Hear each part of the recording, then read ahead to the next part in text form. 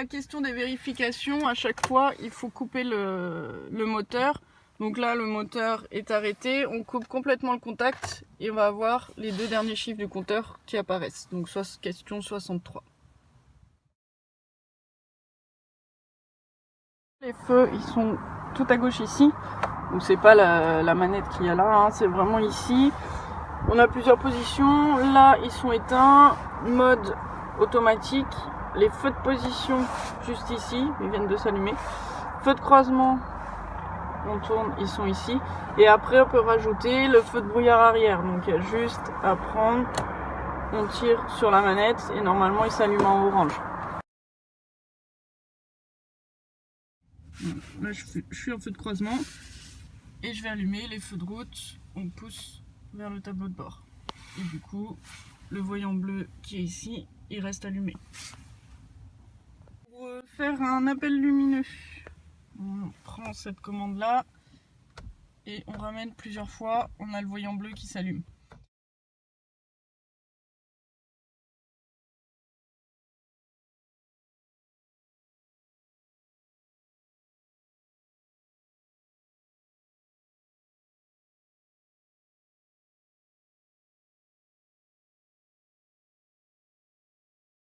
Ensuite, on va avoir les essuie-glaces, donc côté droit, ici. On met toujours le contact pour que ça fonctionne. Plus on va monter, plus les essuie-glaces avant vont aller vite. Si on veut le lave-glace avant, on ramène vers le volant, on reste appuyé. Donc là, ça va sortir, voilà. Et pour l'arrière, il faut pousser la commande vers l'arrière, ça va activer le lave-glace arrière.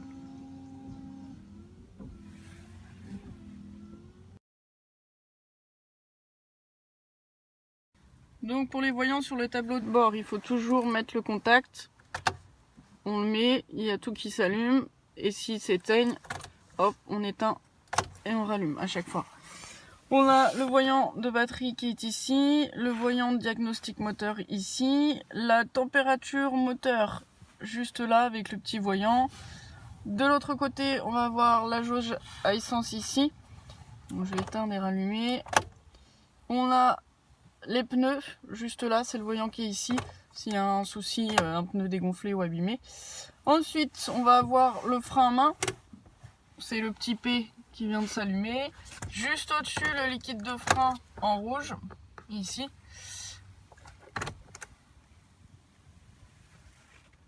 Pour avoir le témoin de la ceinture, évidemment, il faut l'enlever. Dès qu'on l'enlève, il apparaît sur le côté ici.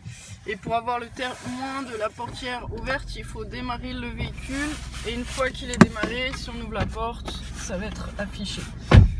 Pour le voyant d'huile, il ne va pas s'afficher uniquement s'il y a un problème. Donc si l'inspecteur vous demande, vous dites qu'il n'apparaît pas sur le tableau de bord, uniquement en cas de problème.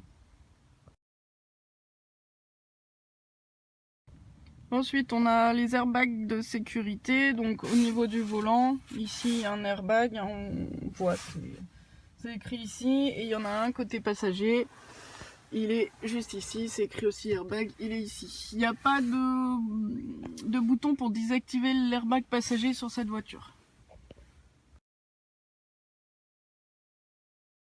Ensuite, on va passer sur les feux de détresse qui sont juste en haut, ici.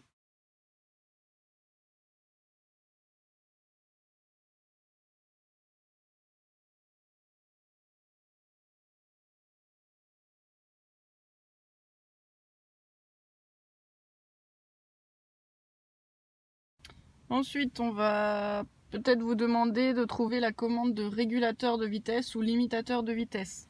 Donc elle est juste en dessous des clignotants, c'est cette commande ici. Donc évidemment il faut qu'on roule, on l'actionne, on monte ou on descend plus ou moins.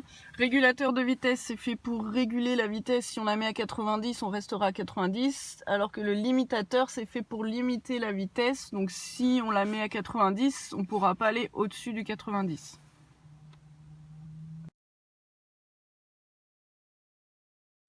Au niveau des feux, ils peuvent vous demander aussi où se situe le réglage intérieur des feux. Donc réglage intérieur, c'est obligatoirement à côté des feux. Et on a juste la petite molette qui est ici, 0. Plus on descend, plus les feux vont descendre. Donc on remet à 0. À quoi ça sert? Si le véhicule est chargé, ça permet de descendre un petit peu les feux et de pas... Après on a toute la ventilation, donc si on veut régler air chaud, air froid, c'est ici, hein, on a juste à tourner. La puissance, minimum, maximum, et puis là on dirige l'air, donc si jamais il y a de la buée et qu'on doit déclencher le désemballage à l'avant, c'est celui-ci, donc toujours mettre le contact, et si on appuie, ça va se mettre en marche. Ensuite si on veut l'arrière, c'est celui-ci. On a juste à appuyer, hein, ça se mettra en marche automatiquement. Ensuite, on a le recyclage d'air. La commande, elle est juste là, sur ce voyant-là. Donc, à quoi ça va servir? Quel est le danger si on laisse trop longtemps le recyclage d'air en route? C'est juste qu'il y aura apparition sûrement de buée au niveau des vitres.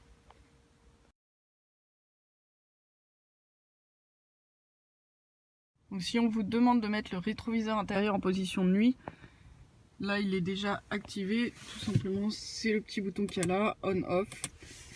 À quoi ça va servir? Bah la nuit, hein, pour pas être ébloui par les feux des autres.